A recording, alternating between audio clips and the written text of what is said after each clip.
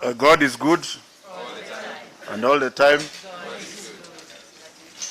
And this morning, my brother, Mr. Joshua Oigara, the CEO of KCB Group, PS William Kipsang, the KCB fraternity that is here, the government represented by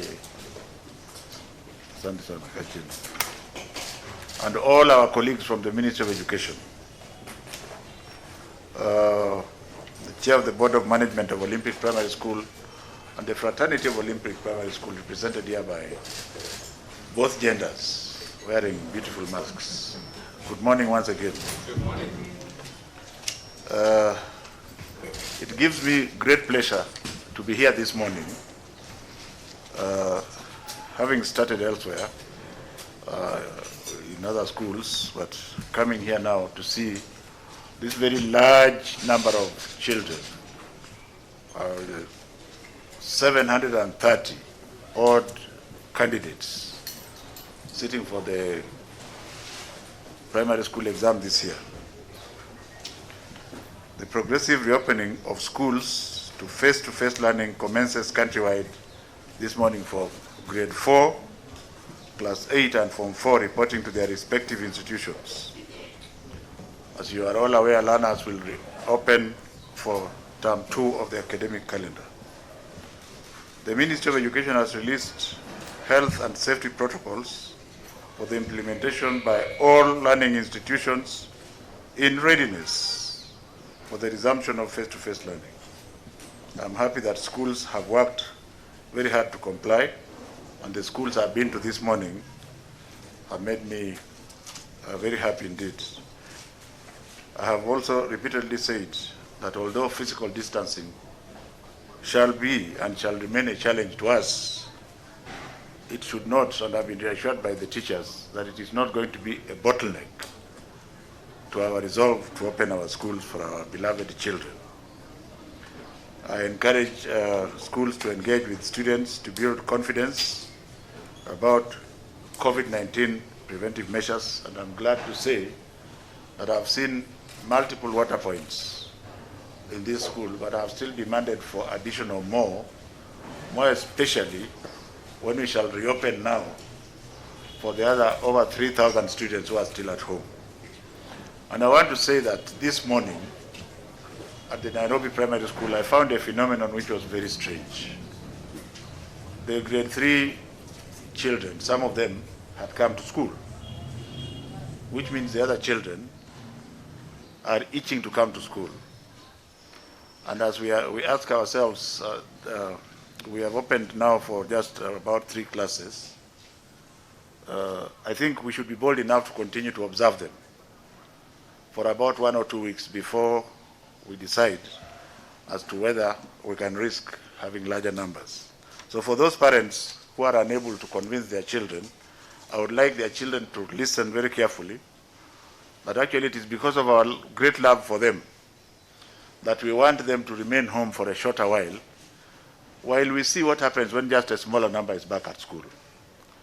And by the grace of God, we shall recall them when the time is right. I also urge principals and teachers to compile a list of learners with pre-existing conditions. For example, asthmatics, if there are children who have asthmatic problems, and any other pre-existing conditions, so that the necessary attention can be given to them in line with the health institutions that you have aligned yourself with. Schools must ensure mandatory use of face masks, monitoring of body temperature, and I've seen that for this school, which is perhaps the largest primary school in the country. Or if anybody wants to help us with these masks as quickly as possible, you have Rivertex, you have Kikotex, and you have the National Youth Service. If you want a point of contact, I am your servant, contact me. Or my person who is in charge of the media, Dr. Siringi there, or Dr. Belio Kipsang. Because as we prepare to open all schools, we are going to need more masks for the less fortunate children. Schools shall maintain updated biodata for all learners and staff and contacts of their parents and guardians in terms of, so that we should be able to relate to emergencies. But I would want to say this as a practicing physician who is on leave. Should there be an emergency, every parent and every teacher shall be a guardian for that time. We cannot wait until you finger the parent. This is our own African culture that unfortunately is dying. So I'm not worried if a child requires help, one of the teachers will automatically become the guardian and brought down to the level. I'm going to plead with all parents to ensure that as our children come back to school, they are kept in a safe environment. I would also want to urge the rumor mongers and people who just look at negatives and keep hammering them, that these are our children. They are not monkeys. And now that we have decided we are moving forward with them, ours should be to encourage them and not to discourage them. And I'm charging everybody, and I believe everybody is related to a child, that from now on, can we have positive thinking, and that if there's a problem, as you point out the problem, also help us to solve it. To our teachers, our gallant teachers, the success of the step that we have made, which is being assisted by other external publics like KCB, shall only succeed if we put everything in what we are going to do. Nobody shall be able to compensate you. We are going to expect that you go the extra mile. We are going to expect that you work overtime without pay. And that is what's going to happen to everybody for the time being. And you are not doing it for the government, you are doing it for our children. So I want to thank you most sincerely once again, Mr. Wegara, and also to hope that by the time the day is complete, maybe I may find 1 or 2 phone calls. And if you see me in your office, it doesn't matter. For us, where we have reached now, even if you give us just 100,000 masks, we shall be grateful for them, because you can see that I can go and rest, because these guys are masked. The place is too small. The government policy was to ensure that everybody is at school. That policy has not changed and is a very good policy indeed. And you are aware that the policy of His Excellency the President of 100% transition required that we go to the public and even get those girls who gave birth 3 years ago and take them to school, and that's what we did. For those children who may be pregnant, as we deal with the criminals, may I assure them that they have nothing to fear. They should come back to school. Teachers should be very, very empathic with them, giving them all the assistance. And when the time comes, they should be given the opportunity to go and give birth. And after winning, they shall come back and continue with learning.